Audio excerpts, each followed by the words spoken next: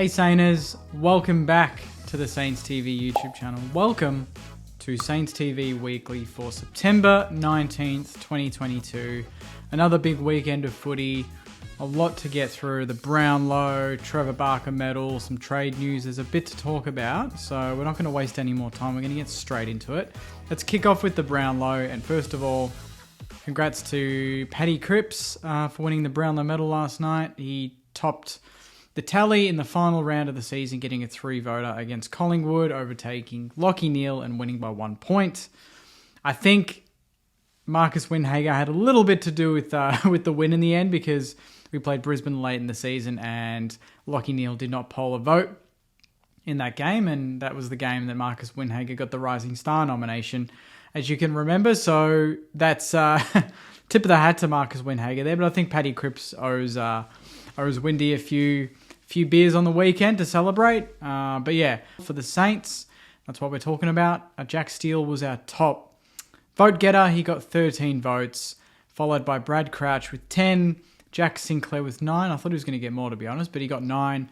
Jack Higgins with 7, King with 6, Gresham with 5, Hill with 4, Paddy Ryder with 4, Rowan Marshall with 3, Ben Long and Mason Wood on 2, and then Butler, Hayes, Membry and Ross all on 1. And Jack Sinclair had never polled in the Brownlow before this, so he's got 9 votes in the 2022 count, so good on him. But Jack Steele again polls the most for the club with 13.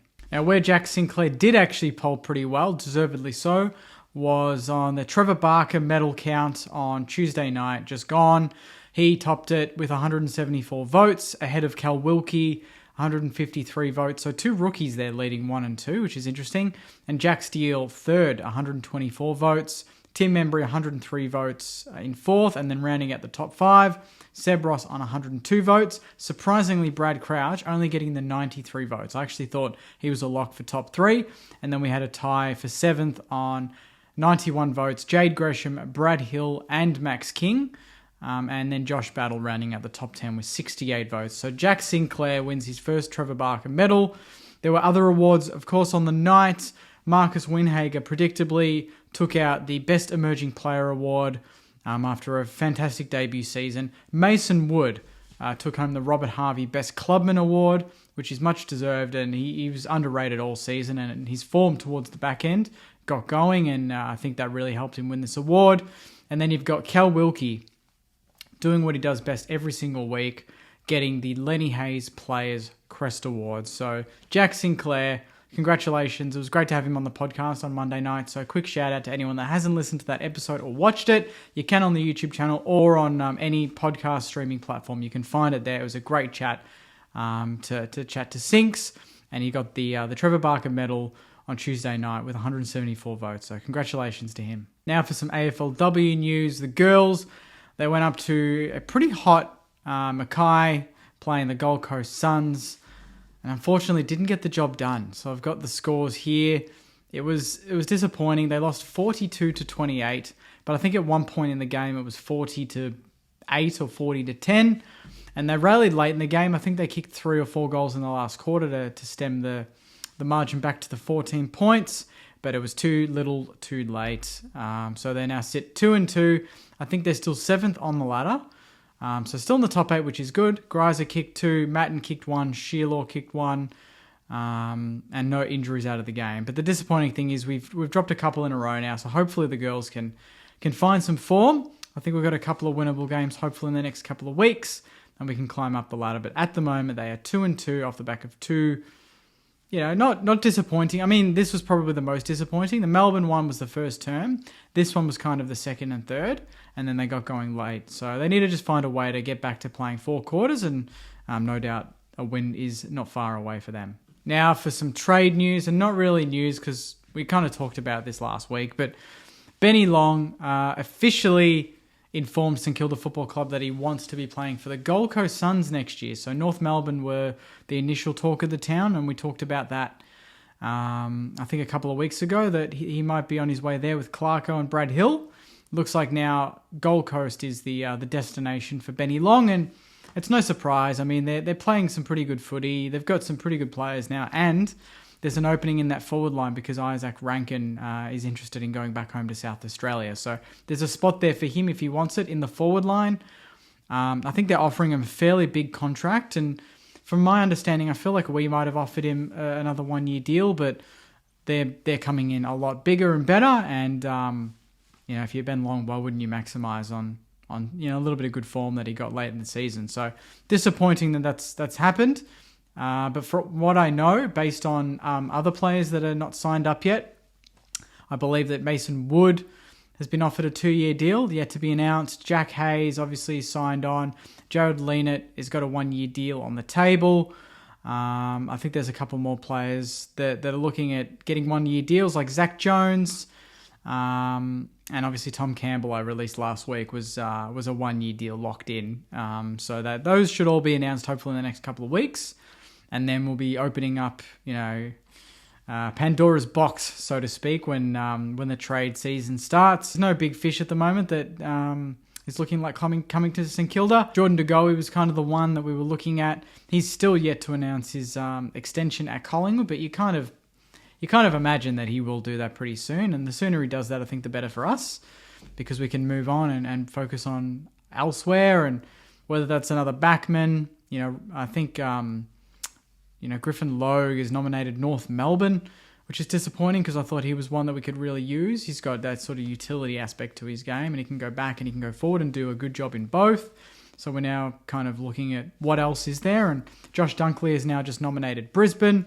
So there's a lot of good players that are nominating other clubs, and I guess it's no surprise with the way that our season went, but hopefully we've got some plans going on behind the scenes, and I will strive to find out exactly what those plans are and report back to you guys when I know them. Now, question time. We are speeding through this. This is a lightning fast Saints TV Weekly, so hopefully you guys are having a good start to your day, watching this with a cup of coffee, maybe some Inglewood coffee. I'll probably get another one after this. I'm buzzing a little bit.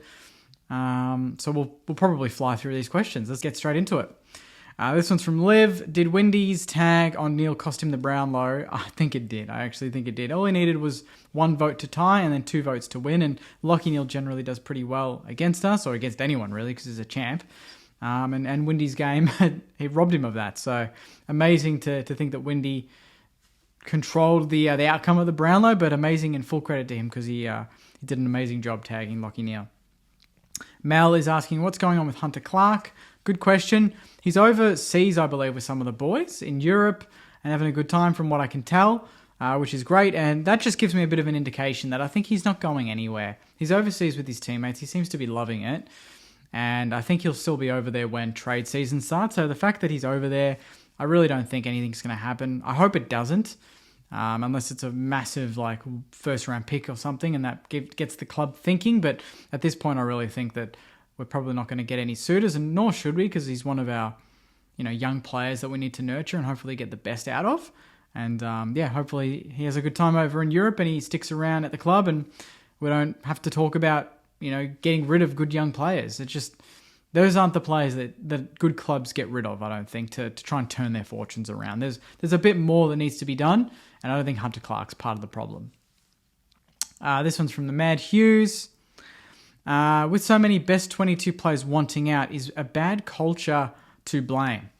I don't think we have a bad culture. I think culture off-field's not bad. I think on-field we need to tweak a few things.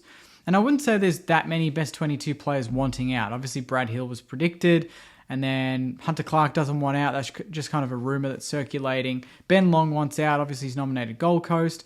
And then that's kind of it at the moment. And then you've got other players that have retired. So I don't think we have a bad culture. I don't think that we've got many best 22 players wanting out. Ben Long was hardly best 22 for most of the year, so he doesn't really fit into that category.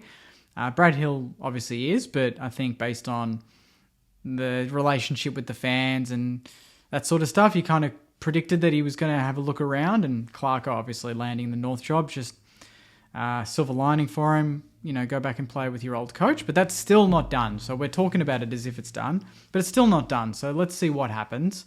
That's obviously talked about, but nothing has come out of the club about it. Nothing's come out of Healy about it. So I think that, it's still very early stages. Obviously, the season's not even done yet. The grand final's coming up against Geelong against Sydney. So I guess, another week where we can just enjoy the hype behind that. And then after that, I think come the first week of October, that's when all of this stuff will start coming to the surface, and we can really sink our teeth into all that big news. Well, there it is, Sainers. That is Saints TV Weekly. That is the fastest, I think, Saints TV Weekly of the season, or close to it, 10 minutes. Absolutely smashed through it. Just want to do a quick shout out to Marshy and Joycey. Tonight we are recording the last podcast of the season, episode 99. So hopefully you guys enjoyed another year of Saints TV podcast. I just want to say a big thank you to those two because they do an amazing job every single week.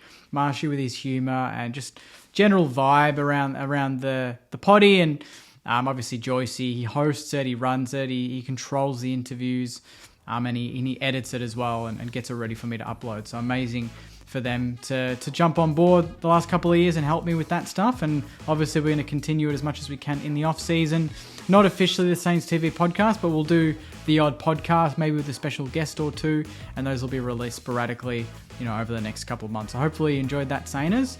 Obviously we've got the AFLW show, or the Saints TVW show, coming out in the next couple of days with Sarah. So it'd be great to get, a lot more of the Sainers on board the AFLW and support the girls in their, aspirations to hopefully make finals this year.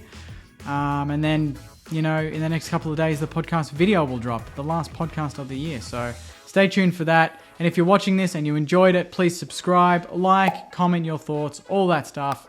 I love all the engagement, read it every day. And I always appreciate your support, Saints. So thanks very much for another amazing year. Saints TV Weekly is going to stick around for a while yet. So there'll be a lot more content to come in the next couple of weeks outside of the podcast. So thanks again, Sainers. Enjoy the rest of your week. And as always, go you mighty Sainers. See you guys.